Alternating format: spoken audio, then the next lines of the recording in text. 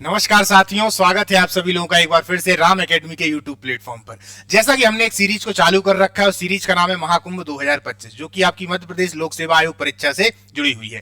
आज जो इसकी क्लास है वो कौन सी क्लास है? सेकंड क्लास है, यानी कि जो यूनिट फर्स्ट थी उसमें जो पहली क्लास है वो हो चुकी है, मुख्यतः अवधारणा और विचार से संबंधित। उसमें कुछ क्वेश्चन थे, कुछ और भी क्वेश्चन थे, मिक्सअप क्वेश्चन थे। इसके बाद में आज की जो मुख्यतः क्लास है वो भी उसी से ही संबंधित है, और हम इसको हालांकि करने से पहले एक बार इसके सिलेबस की ओर नजर डाल लेंगे।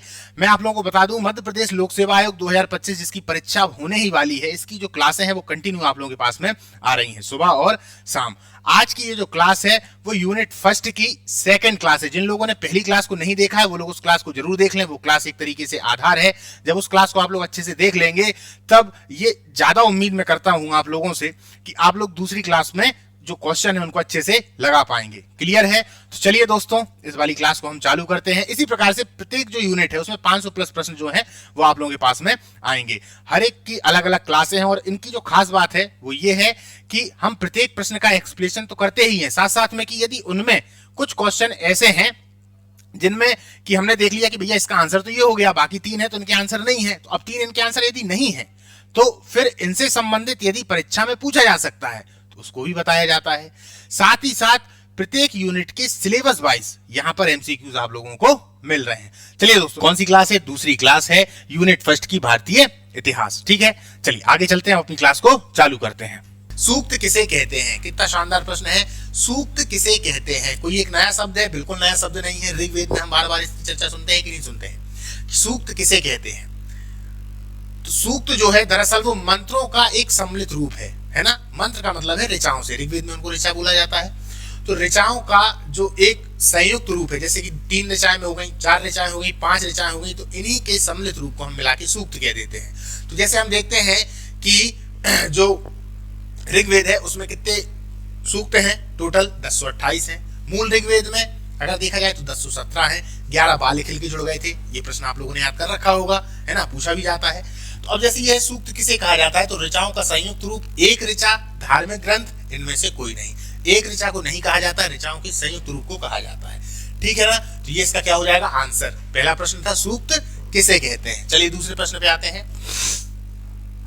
संस्कार के शांत संस्कार मुख्यतः किस लिए किया जाता है? तो सबसे पहले तो संस्कार की बात, अवधारणा और विचार में हम इसको देखते हैं। संस्कार तो ये कितने हैं? इनकी टोटल जो संख्या है दोस्तों वो है कितनी? 16 संस्कार। मनुष्य के जन्म से लेकर जब तक वो समाप्त नहीं हो जाता तब तक व्यक्ति के जीवन में 16 संस्कार चलते हैं, जिनका जो मुख्य उद्देश्य है वो क्या है? मानसिक रूप से, शारीरिक रूप से, आध्यात्मिक रूप से व्यक्ति को मजबूत बनाना और शुद्ध बनाना। तो इस तरीके से जो संस्कार हैं भारतीय समाज में उनको कहा जाता है 16 संस्कार, जो कि गर्भ धारण से लेके चालू होते हैं और अंत्येष्टि संस्कार पर समाप्त हो जाते हैं। उन्हीं के बीच में एक संस्कार है जिसका नाम है केश शांत संस्कार। इसी के बारे में पूछा जा रहा है। तो प्रथम बार दाढ़ी कटवाने पर, यज्ञोपवीत धारण करने पर, यज्ञोपवीत का मतलब होता है जनेऊ, जनेऊ संस्कार है, वो भी एक संस्कार है। और फिर है मानव जीवन के समाप्त होने पर, या फिर इनमें से कोई नहीं। तो इसका जो आंसर है वो क्या है? प्रथम बार दाढ़ी कटवाने पर। जब पहली बार व्यक्ति अपनी दाढ़ी जो मूछें हैं उनको कटवाता है तो उसी को कहा जाता है केश शांत जो है संस्कार। फिर इसके बाद में जब यज्ञोपवीत धारण करता है तो उसी को क्या बोलते हैं? जनेऊ संस्कार, जनेऊ संस्कार। मानव जीवन के समाप्त होने पर कौन सा संस्कार है? तो अंत्येष्टि संस्कार, अंत्येष्टि संस्कार। जैसे गर्भधारण है, पुंसवन है, जात कर्म है, चूड़ा कर्म है, कर्ण भेदन है, इस प्रकार से 16 संस्कार होते हैं ना। तो ये जो संस्कार है व्यक्ति के, उन्हीं से संबंधित ये वाला प्रश्न था। हम अभी जो आगे अगर प्रश्न आएगा तो हम संस्कारों पर और चर्चा करेंगे दोस्तों। चलिए आगे चलते हैं। यदि मैं संस्कारों की चर्चा करने लगा तो पूरी क्लास इसी पर निकल जाएगी, है ना। तो अब चूंकि ये एमसीक्यू की क्लास है, मैं वो चीजें आप लोगों को बताता जाऊंगा जहां से प्रश्न आज पूछे जाने की संभावना है। धर्मशास्त्रों में भू राजस्व की दर क्या थी? भू राजस्व की दर यानी कि भूमि से लिया गया जो रेवेन्यू है वो कितना था धर्मशास्त्रों के अनुसार, या धर्मशास्त्रों में 1/3, 1/4, 1/6, 1/8। तो इसका आंसर क्या हो जाएगा? 1/6। यानी कि धर्मशास्त्र कहते हैं कि जो राजा है उसको जनता से 1/6 का जो कर है वो ले लेना चाहिए। 1/6 कर कोई ज्यादा भारी कर नहीं होता, और इतना राजा को चाहिए भी। भाई अगर पैसे नहीं लेगा तो फिर वो सेवा कैसे देगा? आप लोगों की सुरक्षा कैसे रखेगा? क्योंकि उसको भी तो चाहिए सुरक्षा करने के लिए भी, क्योंकि आदमी उसके पास भी होंगे, उनको क्या देगा वो? इतना तो चाहिए। तो ये धर्मशास्त्रों के अनुसार है। धर्मशास्त्र भी अगर देखा जाए तो जो चाणक्य का अर्थशास्त्र है वो भी ये बात बोलते हैं कि 1/6 राजा को ले लेना चाहिए। और हम जितना ही प्राचीन भारत में देखेंगे तो सभी ने लगभग अपना जो कर है वो 1/6 ले रखा है। मध्यकालीन भारत में सभी ने 1/3 ले रखा है। कितना? 1/3। और उनमें से भी अलाउद्दीन खिलजी और महान शासक थे, उन्होंने 1/2 लिया है। कितना लिया है? 1/2। यानी कि अगर जनता 100 रुपए कमा रही है तो 50 रुपए पहले उनको दे दो। हालांकि उसने बहुत सारे रिफॉर्म भी किए हैं, सुधार भी किए हैं, उन पर हम चर्चा करेंगे जब वैसा प्रश्न आएगा। चलिए आगे चलते हैं। सुमेलित कीजिए ऋग्वेद, यजुर्वेद, सामवेद, अथर्ववेद। भैया ये क्या कह रहा है प्रश्न? ये प्रश्न ये कह रहा है कि इनको सुमेलित कर दीजिए। कौन किसका मिलान किससे होगा? चलिए देख लेते हैं किसका मिलान किससे होगा। ऋग्वेद, यजुर्वेद, सामवेद, अथर्ववेद, ये जो बगल में लिखे हुए हैं ये दरअसल इनके मंत्रों का उच्चारण करने वाले विशेष ऋषि हैं कि इनके मंत्रों का उच्चारण यही करेंगे। ऋग्वेद के लिए यही है, यजुर्वेद के लिए यही है, सामवेद के लिए यही है, अथर्ववेद के लिए यही है। तो अब ऋग्वेद वालों को क्या कहा जाता था? होत। इनका एक नाम और आता है जिसको बोलते हैं अपन होत्र। त्र आ जाता है नीचे, होत्र। इसीलिए ऋग्वेद को होतवेद भी कहा जाता है, क्योंकि इसको पढ़ने वाले जो विशेष ऋषि हुआ करते थे उनको क्या कहा जाता था? होत्र। इसीलिए इस वेद का भी नाम क्या हो गया? होत्रवेद। तो यह ऋग्वेद के होता है। यजुर्वेद के कौन थे? अधर्व्यू। तो ये भी एकदम सही है ना। यजुर्वेद के कौन थे? अधर्व्यू। यानी यजुर्वेद के जो मंत्र है उनका उच्चारण कौन करेगा? सिर्फ अधर्व्यू। और सामवेद, अच्छा ऐसा मैं कह रहा हूं सिर्फ वही करेंगे, कारण उसका ये है कि वही कर पाते हैं, बाकी और कोई कर भी नहीं पाएगा, क्योंकि इनके लिए बहुत विशेष व्यक्ति चाहिए, ज्ञानी व्यक्ति चाहिए जिन्होंने बहुत तपस्या कर रखी हो, इनको बार बार पढ़ रखा हो, उन मंत्रों को एकदम कंठ में वो उनके याद हो, है ना। तो इसलिए अब सामवेद, सामवेद के कौन है? तो सामवेद के हैं उद्गाता। उद्गाता, चलिए ये भी सही है। अथर्ववेद के कौन है? ब्रह्मा। क्लियर। इन में जो ये आता है प्रश्न याद रखना, इनको पढ़ने वाले जो विशेष व्यक्ति हैं उन सभी के नाम है, और सभी के सामने जो कुछ लिखा हुआ है, जो भी ये नाम है वो एकदम सही है। क्लियर है। यानी कि इनको हमें यहाँ वहां से मिलाने की जरूरत नहीं है। ऋग्वेद के होता ही है, यजुर्वेद के अधर्व्यू भी है, सामवेद के उद्गाता और अथर्ववेद के ब्रह्मा है। चलिए, आजीवक संप्रदाय के संस्थापक कौन थे? चलिए अच्छा प्रश्न है। आजीवक संप्रदाय के संस्थापक, आजीवक संप्रदाय क्या कहलाता है? इसी को बोलते हैं नियतिवाद, कि यानी कि जो कुछ हमारे साथ में हो रहा है वो पहले से ही तय है। नियति, ये पहले से सब कुछ तय है। यानी कि मैं यहाँ पे अगर आपकी क्लास ले रहा हूं तो ये भी पहले से ही तय था। इसी को कहते हैं आजीवक संप्रदाय। किसने चलाया है? मखलीपुत्र गौसाल, ये गौसाल है। पकुद कचायन, संजय बेटलीपुत्र या कपिल। तो चलिए देख लेते हैं कपिल किससे संबंधित है। ये संबंधित है सांख्य से। जो सांख्य दर्शन है, सांख्य कारिका इन्हीं के द्वारा लिखी गई है। तो ये तो सांख्य दर्शन के हो गए। संजय बेटलीपुत्र कौन है? तो संजय बेटलीपुत्र को यदि देखा जाए तो ये है संदेहवादी।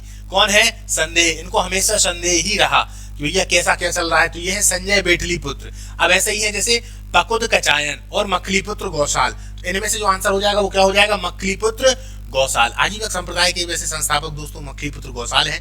दरअसल ये महावीर जी के संग में तपस्या किया करते थे, महावीर जो जैन हैं उनके संग में। फिर कुछ समय के बाद इनके जो संबंध है वो स्त्रियों से हो जाते हैं। जब उस स्त्री से संबंध हो जाते हैं तो ये जानकारी जब महावीर जैन को मालूम पड़ती है तो कहते हैं यार तुम तो यार ये गलत काम कर रहे हो, बेकार व्यक्ति हो, यहाँ से निकलो, हमारा संघ तो ऐसे में बदनाम हो जाएगा और इसकी इजाजत तो बिल्कुल है भी नहीं है। तो फिर मखलीपुत्र गौसाल कहते हैं कि ये सब मैंने नहीं किया है, ये सब नियति का तय है, ये सब पहले से तय था, इसीलिए ये सब चीजें हो गई। तो इन्होंने एक संप्रदाय चलाया जिसको कहा गया क्या? आजीवक संप्रदाय। क्या इतिहास में कोई ऐसे व्यक्ति हैं जो आजीवक संप्रदाय को मानते थे? बिल्कुल मानते थे। तो ये जो बिंदुसार हैं, कौन बिंदुसार? चंद्रगुप्त मौर्य के लड़के बिंदुसार, है ना, या अशोक के पिताजी, ये आजीवक संप्रदाय को माना करते थे। आगे चलते हैं। रथ मूसल और महाशिलाकंटक जैसे हथियारों का प्रयोग किसके द्वारा किया गया है? ये आप लोग देखते होंगे, इनको आप लोगों ने पढ़ भी रखा होगा। अजातशत्रु, बिंबिसार, उदयन या इनमें से कोई नहीं। तो इसका जो आंसर हो जाएगा वो क्या हो जाएगा दोस्तों? अजातशत्रु। जो पहला हर्यक वंश है, हर्यक डायनेस्टी है, उसके जो दूसरे शासक हैं, पहला तो हो गया बिंबिसार, दूसरे हैं जो अजातशत्रु। यही वो व्यक्ति हैं जिन्होंने रथ मूसल और महाशिलाकंटक जैसे हथियारों का प्रयोग किया है। किसके विरुद्ध में किया था? तो लिच्छवी गणराज्य को हराने के लिए। आपने देखा ना, अजातशत्रु ऐसा व्यक्ति था जिसने लिच्छवी गणराज्य का जो पूरा कंट्रोल है वो अपने हाथ में ले लिया था, यानी लिच्छवी गणराज्य को पूरी तरीके से पराजित कर दिया था। उसका एक मंत्री था वर्षकार, तो उसने वहां पर इस प्रकार के हथियारों का प्रयोग किया है। प्रश्न पूछा जाता है दोस्तों। चलिए आगे चलते हैं। त्रिपिटक निम्नलिखित में से किससे संबंधित है? बहुत इंपॉर्टेंट, क्योंकि आप लोगों के में बोधिसत्व है तो बोधिसत्व से संबंधित प्रश्न तो पूछे ही जाएंगे। और बोधिसत्व किससे जुड़े हुए हैं? बुद्ध धर्म से जुड़े हुए हैं, है ना। बौद्ध धर्म की महायान शाखा से संबंधित है। तो इनमें पूछ रहा है त्रिपिटक, और त्रिपिटक किससे संबंधित है? वो भी बौद्ध धर्म से संबंधित है। तो इसका आंसर क्या हो जाएगा? जैन, बुद्ध, सिख या हिंदू। तो ये क्या हो जाएंगे? बुद्ध। तो ये है त्रिपिटक। त्रिपिटक का मतलब 3 पुस्तकें हैं। सूत पिटक है विनय पिटक है और अभिधम्म पिटक है। इस प्रकार से 3 ये पिटक हैं। तो किससे संबंधित है? बौद्ध ग्रंथों से संबंधित हैं, सूत, विनय और अभिधम्म। महावीर स्वामी का जन्म कहाँ हुआ था? कुंडग्राम, राजगृह, लुम्बिनी या मगध? बताइए भैया, महावीर स्वामी जी का जो जन्म है वो कहाँ पर हो रहा है? तो इनका जो जन्म है वो कहाँ पर हो रहा है? वैशाली के कुंडग्राम में। आधुनिक रूप से वैशाली कहाँ पे है? तो भैया बिहार में है। कहाँ पे है? बिहार में है। राजगृह, राजगृह के लिए अगर देखा जाए प्रश्न पूछा जाता है तो कैसे पूछा जाएगा कि जो मगध की पहली जो राजधानी होगी वो कौन सी होगी? राजगृह। इसी का एक नाम ग्रीब्रिज भी पूछ सकता है। तो पहले जो कैपिटल थी वो कौन सी थी? राजगृह, ग्रीब्रिज। इसको किसने बनाया था अपनी राजधानी? बिंबिसार ने। उसके बाद अजातशत्रु आते हैं और अजातशत्रु के बाद उदयन आते हैं। उदयन जाकर पाटलिग्राम की स्थापना करेंगे और भारत की फिर राजधानी क्या हो जाती है? पाटलिपुत्र हो जाती है।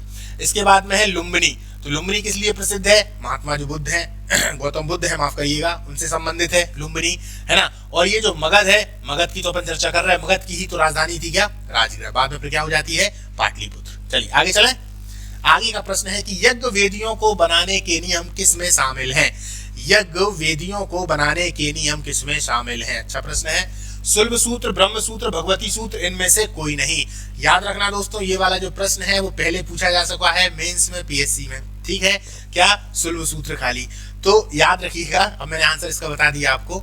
इसका जो आंसर है वो है शुल्ब सूत्र। जब हम सूत्र की बात करते हैं तो मुख्यतः 3 सूत्र आते हैं। जैसे एक धर्म सूत्र है ना।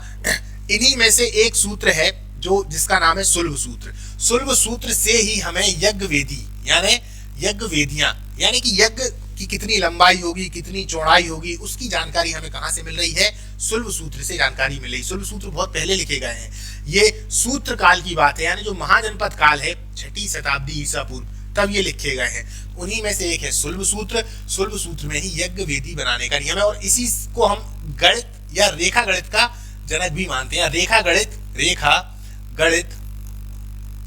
की उत्पत्ति कहां से हो रही है? रेखा गणित की जो उत्पत्ति है वो कहां से हो रही है? शुल्ब सूत्र से ही हो रही है। चलिए आगे चलते हैं। आगे का प्रश्न क्या है? भारतवर्ष का उल्लेख हमें किस अभिलेख में मिलता है? बिल्कुल सरल सा प्रश्न है। भारतवर्ष का उल्लेख प्रयाग स्तंभ लेख में, हाथी गुम्फा अभिलेख में, संजन ताम्रपत्र में या भीतरी स्तंभ लेख में? तो भैया इनका उल्लेख हमको कहां पर मिल रहा है? हाथी गुम्फा अभिलेख। किसका है हाथी गुम्फा अभिलेख? हाथी गुम्फा अभिलेख है कलिंग नरेश खारवेल का। कलिंग कहाँ के है? कलिंग कहाँ पे है? उड़ीसा। उड़ीसा मतलब उत्कल। तो कलिंग नरेश खारवेल, ये प्रश्न पूछा जाता है, याद रखना। कलिंग नरेश खारवेल ये कौन से धर्म को मानते थे? तो याद रखना ये जैन धर्म को मान रहे हैं। किसको? जैन धर्म को मान रहे हैं। अब ऊपर वाला क्या है? प्रयाग स्तंभ लेख। ये मुख्यतः किससे जुड़ा हुआ है? ये जो अभिलेख है तो ये अशोक का है ना। बाद में इसमें समुद्रगुप्त की भी बातें लिखी हुई हैं, इसमें जहांगीर की भी बातें लिखी हुई हैं और कुछ बातें इसमें बीरबल की भी लिखी हुई हैं। ये मुख्यतः याद किया जाता है समुद्रगुप्त के प्रयाग प्रशस्ति से। प्रशस्ति का मतलब क्या होता है? विजय।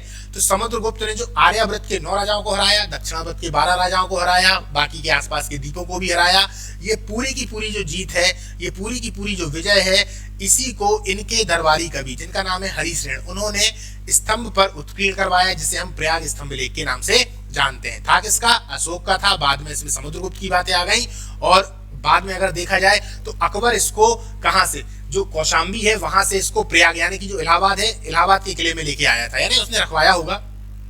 इसी पर फिर आगे चलकर जहांगीर की बातें हैं और कुछ बीरबल की बातें हैं। तो भाषा इसमें 3 है। कौन कौन सी भाषा हो जाती है? यदि हम इसकी भाषा को देखेंगे तो सबसे पहले शुरुआत में तो हम इसमें देखते हैं प्राकृत भाषा है, फिर संस्कृत भाषा है समुद्रगुप्त के समय पे, और बाद में बीरबल और जो जहांगीर इनके समय में फारसी भाषा आ जाती है। चलिए इतना पर्याप्त है। संजन ताम्रपत्र गोविंद तृतीय से संबंधित है। किससे? गोविंद तृतीय से। और जो भीतरी स्तंभ लेख है ये मुख्यतः स्कंदगुप्त से संबंधित है, जब हम देखते हैं कि भारत में हूणों के आक्रमण हो रहे हैं। किनके? हूणों के। चलिए सत्व गुण का लक्षण इनमें से क्या है? अब ये सत्व गुण वाला प्रश्न यहाँ पे क्यों आ गया? भैया आपकी अवधारणा और विचार से जुड़ा हुआ है। क्यों जुड़ा हुआ है? हम जब दर्शनों को पढ़ते हैं तो हम सबसे पहला दर्शन कौन सा पढ़ते हैं? सांख्य दर्शन। उसी सांख्य दर्शन में इन 3 गुणों की बात होती है, सत्व, रज और तम। उन्हीं में से ये वाला गुण है सत्व गुण। ये पूछ रहा है कि इसका लक्षण क्या है? शांति, ज्ञान, धन, यश, अहंकार या इनमें से कोई नहीं। इसका जो आंसर हो जाएगा वो हो जाएगा शांति और ज्ञान। एक तरीके से जो सत्व गुण होता है वो शांति का है, ज्ञान का है, बुद्धि का है, जबकि जो इसके बाद में रज गुण है वो चंचलता का है ना, चपलता का है, और इसके बाद में होता है तम गुण। तो तम गुण एक तरीके से राक्षसी प्रवृत्ति वाला है, तमस वाला है, आलस वाला है। इस प्रकार से प्रकृति में जितनी भी चीजें पाई जाती हैं वो मुख्यतः 3 गुणों से मिलकर बनती हैं। ये दर्शन की बात है, जब दर्शन पे आएंगे तो अपन चर्चा करेंगे। आप इतना याद रखना कि ये किससे संबंधित है, सांख्य दर्शन से संबंधित है। ऋग्वेद में सर्वाधिक संख्या में मंत्र किनसे संबंधित हैं? अग्नि से, वरुण से, विष्णु से या यम से? तो ऋग्वेद में यदि सर्वाधिक मंत्र हम देखें तो यहाँ पर मुख्यतः किससे जुड़े हुए हैं? सबसे ज्यादा अग्नि से है। ऋग्वेद में यदि हम देखें तो मान लीजिए ऑप्शन में ये नहीं है, तब फिर अगर देखा जाए तो सबसे ज्यादा मंत्र किसको समर्पित है? तो सबसे पहले तो पिता शब्द के लिए है, पिता शब्द के लिए सर्वाधिक है, 300 से ऊपर निकल जाते हैं। फिर इंद्र के लिए है, किसके लिए है? इंद्र के लिए। तो इंद्र के लिए कितने हैं? 250 हैं, इंद्र के लिए 250 हैं। फिर किसके लिए है? फिर अगर देखा जाए तो अग्नि के लिए लगभग में 200 हैं। तो 200 मंत्र हैं, इनको याद रखिएगा। क्लियर है? चलिए आगे चलते हैं। आगे का प्रश्न क्या बोल रहा है? 3 आश्रम का उल्लेख सर्वप्रथम कहां पर मिलता है? 3 आश्रमों का उल्लेख हमें सर्वप्रथम कहां पर मिलता है? अब देखिए, अच्छा प्रश्न है, अब थोड़ा डीप प्रश्न आया है ना। पहली वाली क्लास में आप लोगों को लग रहा होगा कि यार बहुत सरल प्रश्न है। अब देखो, छांदोग्य उपनिषद, केनोपनिषद, बृहदारण्यक उपनिषद या प्रश्न उपनिषद। तो 3 आश्रमों का उल्लेख। शुरुआत में जब हम इतिहास को पढ़ते हैं तो हम देखते हैं कि चारों आश्रम नहीं आए हैं, चौथा आश्रम बाद में जोड़ा गया है। ये बुद्ध काल की देन है, क्योंकि उससे पहले लोग सन्यास के बारे में ज्यादा जान नहीं रहे हैं। उपनिषद लास्ट में आ रहे हैं, तो सन्यास के बारे में आदमियों को ज्यादा नॉलेज नहीं है। तो शुरुआत में 3 ही आश्रम आए थे। कौन कौन से? सबसे पहला ब्रह्मचर्य आया था, फिर गृहस्थ आया था, फिर उसके बाद वानप्रस्थ आया था। तो इन 3 आश्रमों की चर्चा हमको कहां मिल रही है? छांदोग्य उपनिषद में मिल रही है। फिर आगे जब हम देखते हैं जो जबालो उपनिषद है, कौन सा? जबालो, इसको भी लिख लीजिएगा, जबालो उपनिषद। जबालो उपनिषद, जबालो उपनिषद में हम चौथे आश्रम को भी देख लेते हैं, जिसको हम क्या बोलते हैं? सन्यास। क्लियर है? सन्यास। क्योंकि फिर बाद में ये जबालो उपनिषद बुद्ध काल की देन है, तो जब जबालो उपनिषद आ रहा है तो यहाँ पर सन्यास शब्द भी आ जाता है। अन्यथा शुरुआत में 3 ही आश्रम थे। क्लियर है? आज हम देखते हैं कि 4 आश्रम है। आगे चलें, थोड़ा और देख लेते हैं। केन उपनिषद किससे संबंधित है? छांदोग्य और केन दोनों के दोनों ही सामवेद के उपनिषद हैं। किसके हैं? सामवेद के उपनिषद हैं। भैया बृहदारण्यक उपनिषद किसका है? तो ये जो उपनिषद है ये है यजुर्वेद का। किसका है? यजुर्वेद का है। क्लियर है? अब है प्रश्न उपनिषद, ये किसका है? तो प्रश्न उपनिषद मुख्यतः अथर्ववेद का है। किसका है? अथर्ववेद का। याद करिए, पहली क्लास अगर नहीं देखी है तो उसको जरूर देख लीजिएगा, क्योंकि पहली क्लास जब आप देखेंगे तो आपका आधार मजबूत हो जाएगा। दरअसल ये जो वेद है, इन्हीं का रूप जो यज्ञ या कर्म कांडों वाला है ब्राह्मण ग्रंथ है, इन्हीं का जो सन्यासियों की गाइडलाइन है वो आरण्यक है, और इन्हीं का जो ज्ञान वाला रूप है वही उपनिषद है। यानी कि हर एक वेद के ब्राह्मण ग्रंथ भी होंगे, आरण्यक भी होंगे और उपनिषद भी होंगे। चलिए आगे चलते हैं। बंगाल के किस नवाब ने यूरोपियों की तुलना मधुमक्खी से की है? तो किसने की है? अलीवर्दी खान, सिराजुद्दौला, मीर जाफर या इनमें से कोई नहीं? तो अलीवर्दी खान है। ये समझाते रहते थे कि भैया मान जाओ, ये जो अंग्रेज हैं इनको यदि छेड़ोगे तो ये आपको परेशान कर देंगे। अगर चाहते हो तो आराम से शहद निकाल सकते हो, शहद ले लो, एक मधुमक्खी के छत्ते के बराबर है। लेकिन यदि तुमने सोचा कि इनको छेड़ेंगे तो ये आपका मुंह नोच खाएंगे। ऐसी जानकारी अलीवर्दी खान ने अपने ये जो सिराजुद्दौला इनको दी थी, पर सिराजुद्दौला नहीं मानते हैं। 1757 का युद्ध होता है, हम सभी जानते हैं, और 1757 के युद्ध में सिराजुद्दौला मारे जाते हैं, उसी युद्ध में पराजित हो जाते हैं, है ना, अपने ही एक गद्दार की वजह से। उस गद्दार का नाम आप लोग बताइएगा कमेंट बॉक्स में कि किसकी गद्दारी की वजह से सिराजुद्दौला हार जाते हैं। औरंगजेब की कुछ ऐसे प्रश्न है इतिहास के दोस्तों, यहाँ पर आप लोग देखेंगे। औरंगजेब की मृत्यु के समय मराठा नेतृत्व किसके हाथों में था? संभाजी, राजाराम, जीजाबाई या ताराबाई? तो इनका आंसर क्या हो जाएगा? ताराबाई। ठीक है ना, इनके हाथों में जब औरंगजेब की मृत्यु हो रही है तो शासन था। आगे चलते हैं। निम्नलिखित युद्धों में से किस एक में बाबर ने जिहाद की घोषणा की है? बहुत ज्यादा बार पूछा गया ये प्रश्न, हो सकता है इस बार भी आ जाए। तो ये जो जिहाद की घोषणा है दोस्तों, ये किस में हो रही है? पानीपत का, खानवा का, घाघरा का, उपरोक्त में से कोई से नहीं। ये सभी जो युद्ध है वो क्रम से लड़े गए थे, जिसमें बाबर विजयी होता है। ये जो खानवा का युद्ध है, इसमें उसने मुख्यतः किसकी घोषणा की थी? जिहाद की घोषणा की थी, क्योंकि बिना जिहाद के वो इस युद्ध को जीत ही नहीं पाता। क्योंकि सामने कौन है? राणा सांगा। राणा सांगा भी उतने ही महारथी हैं जितना बाबर है, बाबर से कहो ज्यादा ही महारथी निकले राणा सांगा। इन दोनों के बीच में युद्ध हो रहा है। तो एक समय बाबर को लगने लगा कि यदि मैंने धर्म का सहारा नहीं लिया तो ये जो मेरे सिपाही हैं पीछे हट रहे हैं, हम निश्चित तौर पर युद्ध हार जाएंगे।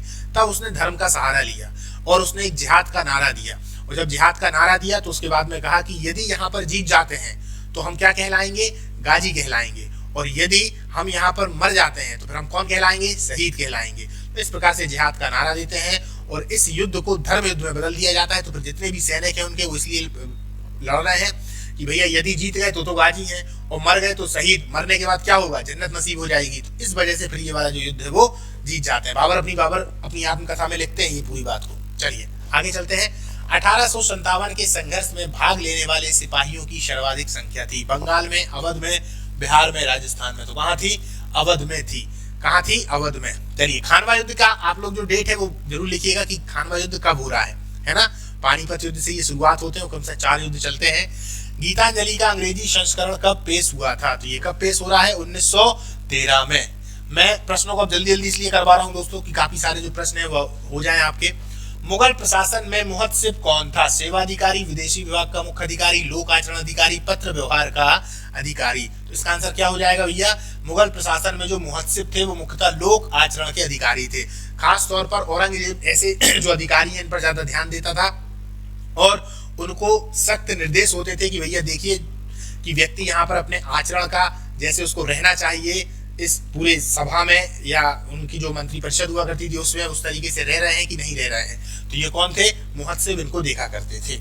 आगे चलते हैं। ब्रह्म समाज का सिद्धांत आधारित है। बार बार पूछा जाता है दोस्तों, ब्रह्म समाज किससे जुड़ा हुआ है? राजा राम मोहन राय से जुड़ा हुआ है।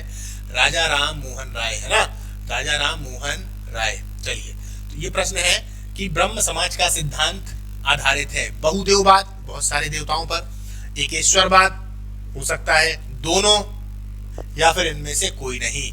इसका आंसर क्या हो जाएगा? एकेश्वरवाद पर। याद रखिएगा जो राजा राम मोहन राय है वो किससे प्रभावित है? उपनिषद से प्रभावित है।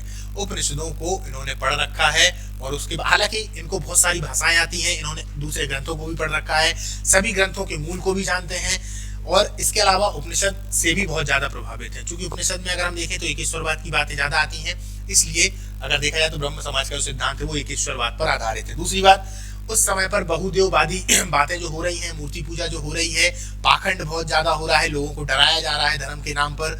इस वजह से मूर्ति पूजा का विरोध, बहुदेववादी विरोध, ये सब विरोध उस समय पर चल रहे हैं। कब की बात है? 19वीं से 20वीं शताब्दी के मध्य। चलिए, सिंध पर ब्रिटिश ने कब्जा कब किया था? ये तारीख आपको मालूम होनी चाहिए, 1843। सिंध पर ब्रिटिश का जो कब्जा है वो कब है? 1843 में। निम्नलिखित में से किसे भारत का सादी कहा गया है?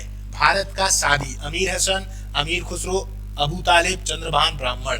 तो क्या हो जाएगा इसका आंसर? अमीर हसन। निम्नलिखित में से किसे भारत का सादी कहा गया है? तो अमीर हसन को भारत का सादी कहा गया है। और ये जो अमीर खुसरो है इनको हिंदी का जन्मदाता भी माना जाता है, हिंदी शब्द का जन्मदाता माना, हिंदी का तो नहीं, हिंदी शब्द का जन्मदाता माना जाता है। चलिए आगे का प्रश्न है, किस गुरु ने फारसी में जफरनामा लिखा? गुरु हरराय, गुरु किशन, गुरु गोविंद, गुरु तेग बहादुर। तो दोस्तों इसका क्या आंसर होगा? चलिए, गुरु हरराय, गुरु किशन, गुरु गोविंद या गुरु तेग बहादुर। ये प्रश्न दोस्तों आप लोगों के लिए है ना। जैसा मैं हर एक क्लास में एक प्रश्न देता हूं, इस वाली क्लास से ये वाला प्रश्न आप लोगों के लिए है कि किस गुरु ने फारसी में जफरनामा लिखा हुआ है। ठीक है, आगे चलते हैं। आगे का प्रश्न क्या कह रहा है? भौतिकवादी दर्शन के संस्थापक कौन थे? भौतिकवादी दर्शन के संस्थापक कौन थे? आदि शंकराचार्य, प्रकुदकाचायन, संजय बेटलीपुत्र या कपिल? चलिए, भौतिकवादी दर्शन के संस्थापक कौन थे? तो प्रकुदकाचायन। कौन है? प्रकुदकाचायन। ये थे भौतिकवादी दर्शन के संस्थापक। क्लियर? आगे चलते हैं। अच्छा, इनमें से और देख लेते हैं। आदि शंकराचार्य, इन्होंने क्या दिया है? अद्वैतवाद दिया है, अद्वैतवाद, है ना। आत्मा और परमात्मा अलग नहीं है, एक ही है। दिखते दो हैं पर वो हैं एक ही। तो ये बात किसके द्वारा कही गई है? आदि शंकराचार्य के द्वारा। इन्होंने क्या दिया था? अद्वैतवाद दिया था। कपिल सांख्य से संबंधित है। सुमेलित करिए। चलिए भैया फिर से कर देते हैं, अभी अपन ने किया था। ऋग्वेद, सामवेद, यजुर्वेद, अथर्ववेद। अब ये क्या है? गौपद, सतपथ, ऐत्रेय, पंचविश। ये दरअसल पूरे के पूरे ब्राह्मण ग्रंथ हैं। मैंने क्या बताया था? प्रत्येक वेद में सभी के ब्राह्मण ग्रंथ होंगे, आरण्यक होंगे, उपनिषद होंगे।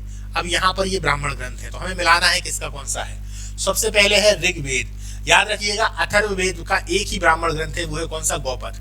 दूसरी बात, ये सबसे छोटा भी है तो आप अथर्ववेद को सबसे पहले मिला दो। चलो ये मिला दिया।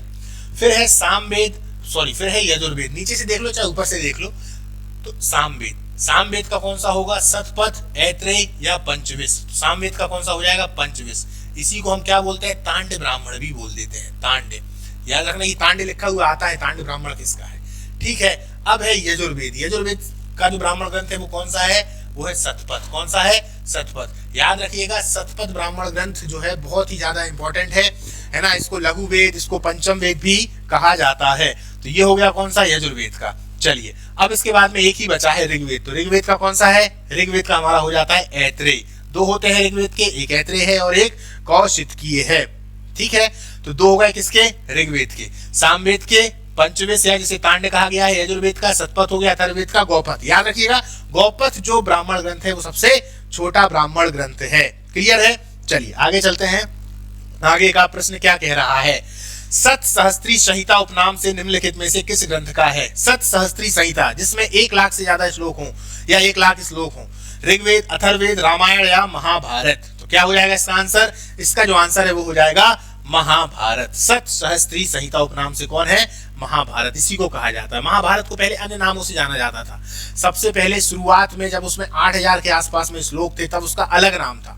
जब उसमें 24,000 श्लोक हो जाते हैं तब उसका नाम अलग हो जाता है, भारत बोला जाता है। जब 1 लाख श्लोक हो जाते हैं तब उसको सत सहस्त्री संहिता या महाभारत कहा जाने लगा। महाभारत की रचना किसने करी है भैया, तो इसकी जो रचना है वो करी है मुख्यतः वेद व्यास ने। रामायण की रचना किसने कर रखी है, रामायण की जो रचना है वो कर रखी है किसने, वाल्मीकि ने। रामचरितमानस तुलसीदास जी की है। अथर्ववेद और ऋग्वेद की रचना किसने की है, किसी ने नहीं की।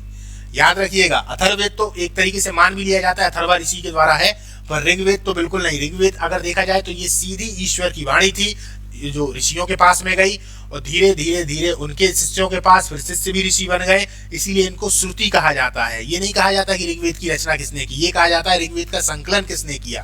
तो जब संकलन की बात आएगी तब कौन आ जाएंगे, महर्षि कृष्ण द्वैपायन वेद व्यास। क्लियर है, यही वेद व्यास जो महाभारत वाले हैं। ठीक है, आगे चलते हैं। 10 पारमिताओं का पूर्ण रूप से पालन करने वाला कौन कहलाता था। आप लोगों ने देखा कि जो आधुनिक भारत के प्रश्न थे उनको मैंने ज्यादा उसमें डिस्कस नहीं किया, वो कारण उसका यही था, उसको जल्दी मैंने करवा दिया। उनसे संबंधित प्रश्न कम ही पूछे जाएंगे दोस्तों। अधिकतम जो प्रश्न है वो अवधारणा और विचार को लेकर ही आएंगे, है ना। लेकिन हालांकि जो आगे की आपको क्लासें मिलेंगी उसमें हम आधुनिक भारत, मध्यकालीन भारत, इसको भी अच्छे से डिस्कस करेंगे। इनके एमसीक्यूज कौन कौन से बन सकते हैं, पर मुख्यतः यहाँ पे अवधारणा और विचार पर फोकस करना, इसी वजह से मैं यहाँ पर आ गया और इनको अच्छे से डिस्कस कर रहा हूँ। चलिए, 10 पारमिताओं का पूर्ण रूप से पालन करने वाला कौन कहलाता है, महाबोधि, बोधिसत्व, निग्रंथ, कैवल्य। तो कौन कहलाते हैं, उनको हम बोधिसत्व कहते हैं। क्या बोलते हैं, बोधिसत्व। बोधिसत्व भी एक अवधारणा है जो मुख्यतः किससे जुड़ी हुई है, ये महायान शाखा से जुड़ी हुई है ना।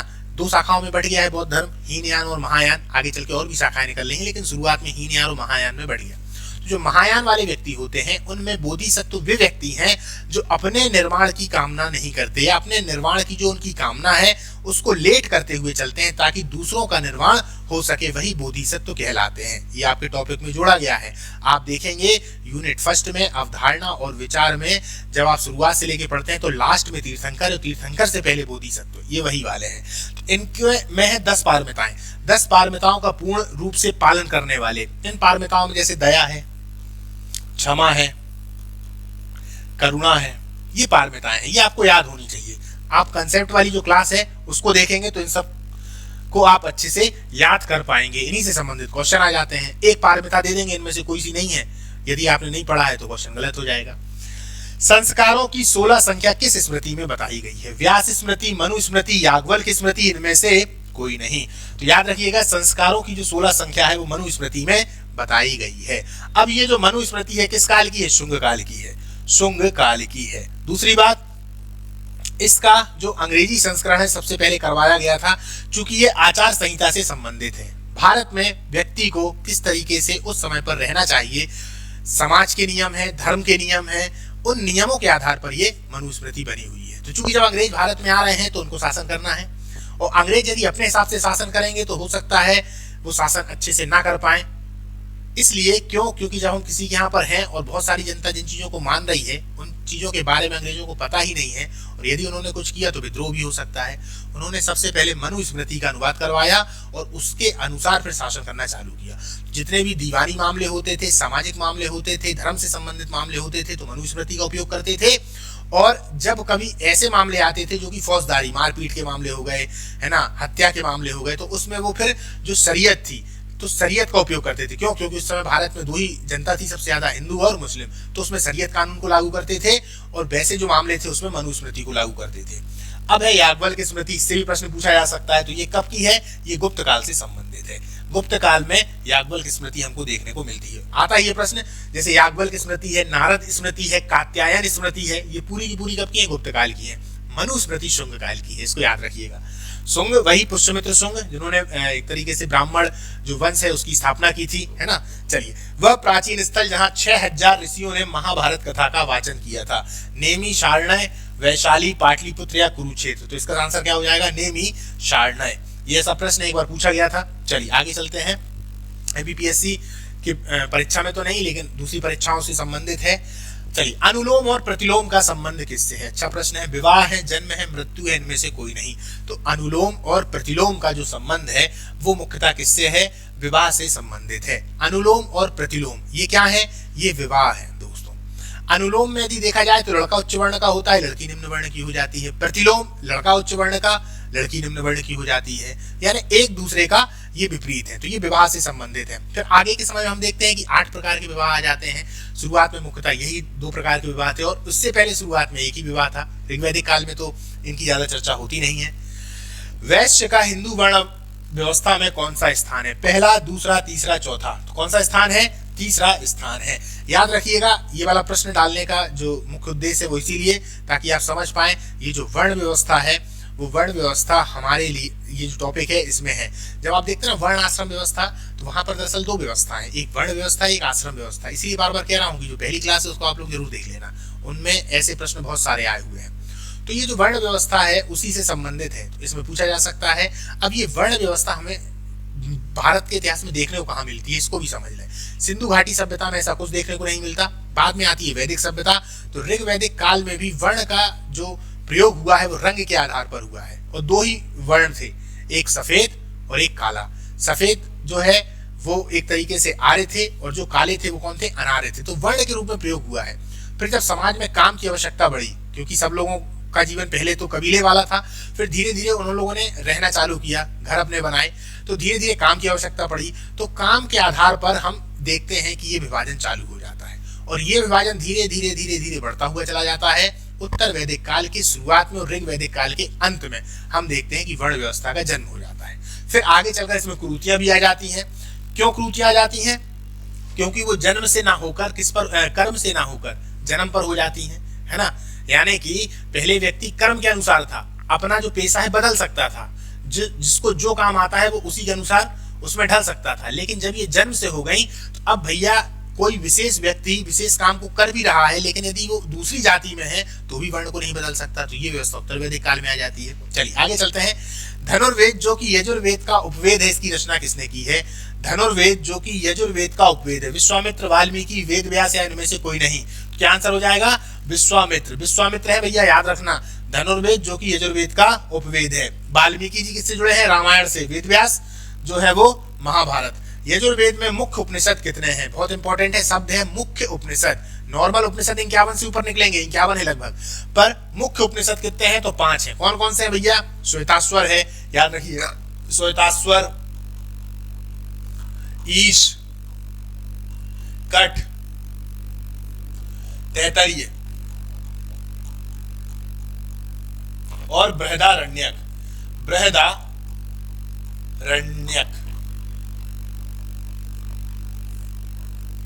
ये उपनिषद, श्वेताश्वर, ईश, कठ, तैतरीय, बृहदारण्यक उपनिषद, ये किसके हैं? मुख्यतः यजुर्वेद के हैं। इनमें से बृहदारण्यक उपनिषद सबसे बड़ा उपनिषद है, याद रखिएगा, सभी उपनिषदों में सबसे बड़ा है। ठीक है, चलिए आगे चलते हैं। अब लो, यजुर्वेद में कुल उपनिषदों की संख्या कितनी है? तो कुल उपनिषद कितने हैं दोस्तों? 51 उपनिषद है। कितने हैं? 51 उपनिषद। क्लियर? चलिए आगे चलते हैं। आगे का प्रश्न क्या है? आगे का प्रश्न है कि सामवेद में कुल कितने उपनिषद हैं? तो सामवेद में कुल कितने उपनिषद हैं? 16। मुख्य रूप से 2 ही उपनिषद हमें देखने को मिलते हैं। कौन कौन से? एक है केन और एक है छांदोग्य, यानी केनोपनिषद और छांदोग्य उपनिषद।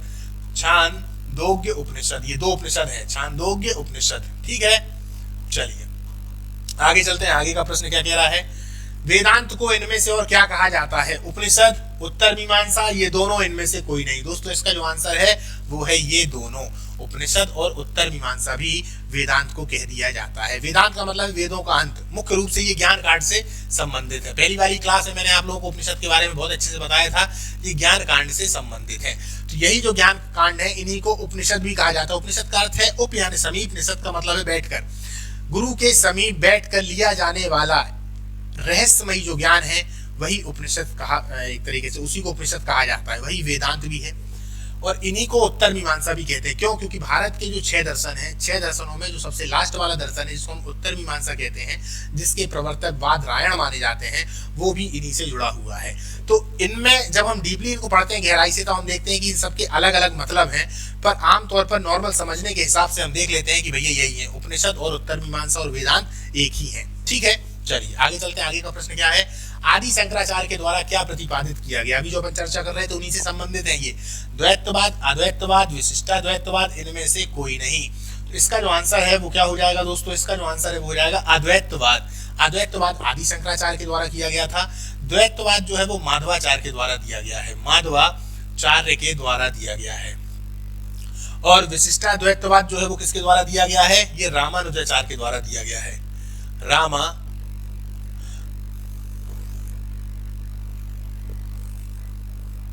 याद रखिएगा, रामानुजाचार्य, रामानुजाचार्य।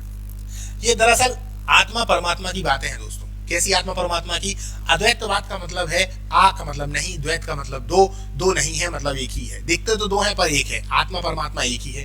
द्वैतवाद यानी दो है और दोनों की अलग अलग सत्ता है, आत्मा भी अलग है और परमात्मा भी अलग है।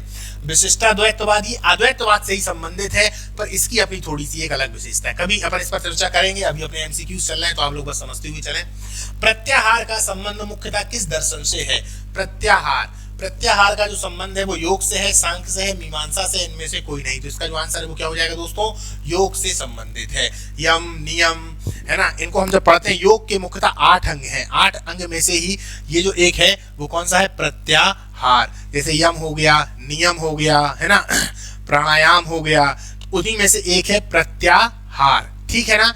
और समाधि हो गया उसमें। ये पूरे के पूरे किससे जुड़े हुए हैं? योग से जुड़े हुए हैं। और उसी में से एक क्या है? प्रत्याहार। ब्रह्मचर्य आश्रम में व्यक्ति की आयु कितनी निर्धारित की गई है? 0 से 25, 25 से 50, 50 से 75, इनमें से कोई नहीं। तो ब्रह्मचर्य आश्रम में जो व्यक्ति की आयु है वो कितनी है? 0 से 25। याद रखिएगा, 25 से 50 में क्या हो जाएगा? 25 से 50 में क्या हो जाएगा भैया? इससे में हो जाएगा इनका गृहस्थ। थोड़े और आगे बढ़ जाओ, 50 से 75 में क्या हो जाएगा? वानप्रस्थ। चलिए आगे चलते हैं। आगे का प्रश्न है, सुमेलित करिए। चलिए, ये अपना जो आज है, आज की क्लास का ये अंतिम प्रश्न है। ऋग्वेद, यजुर्वेद, सामवेद, अथर्ववेद, हमें सुमेलित करना है। अच्छे से समझना कॉन्सेप्ट। अगर नहीं मालूम है तो इसको जरूर गलत करके आओगे, और मालूम है तो गलत हो ही नहीं सकता। ऋग्वेद किससे संबंधित है? देखिए, संगीतमय स्रोत, तो संगीत शब्द आ जाए तो भैया हमें सामवेद लगाना है, तो पहले ही लगा दो सामवेद। ये है तीसरा वाला। फिर है स्त्रोत एवं कर्मकांड, तंत्र मंत्र एवं वशीकरण। तंत्र मंत्र वशीकरण आ जाए तुरंत लगा दो अथर्ववेद, क्योंकि अथर्ववेद इसी से जुड़ा हुआ है। 2 मिल गए, अब 2 बचे, स्त्रोत एवं कर्मकांड, स्त्रोत एवं प्रार्थनाएं। शब्द आ जाए प्रार्थनाएं, मंत्र, स्तुतियां, तो क्या हो जाएगा भैया? ऋग्वेद हो जाएगा। और जहां पर आ जाए कर्मकांड, कर्मकांड का मतलब यज्ञ, पूजा चढ़ा रहे हैं, यज्ञ दिखना चाहिए आप लोगों के लिए, तो फिर क्या हो जाएगा? फिर हो जाएगा हमारा यजुर्वेद। क्लियर है? तो ऋग्वेद का हो गया कौन सा? स्त्रोत और प्रार्थनाएं यानी स्तुति। यजुर्वेद का हो गया स्त्रोत और फिर कर्मकांड। सामवेद का हो गया संगीतमय स्त्रोत। और अथर्ववेद का क्या हो जाता है? अथर्ववेद का हो जाता है हमारा तंत्र मंत्र एवं वशीकरण। तो ये दोस्तों हमारी आज की क्लास थी, और आज की ये जो क्लास है इसको हम यहाँ पर समाप्त करते हैं। अब मिलेंगे अगली क्लास में, जो कि हमारी अगली होगी क्लास जो अवधारणा और विचार वाले हैं। लगभग में आप लोगों के जो प्रश्न हैं वो हो चुके हैं, और इसके बाद वाली जो हमारी क्लास होगी उसमें हम देखेंगे जो हमारे इतिहास से संबंधित और भी हैं, जैसे कि राजवंश हो गए, है ना, और भी जो हमारा आधुनिक भारत का इतिहास है, साथ साथ भारत का जो एकीकरण हो रहा है, तो इससे संबंधित भी कुछ प्रश्न पूछे जाने की संभावना है, उन सब पर हम देखेंगे। क्लियर है? नमस्कार, मिलते हैं अगली क्लास में। जय हिंद।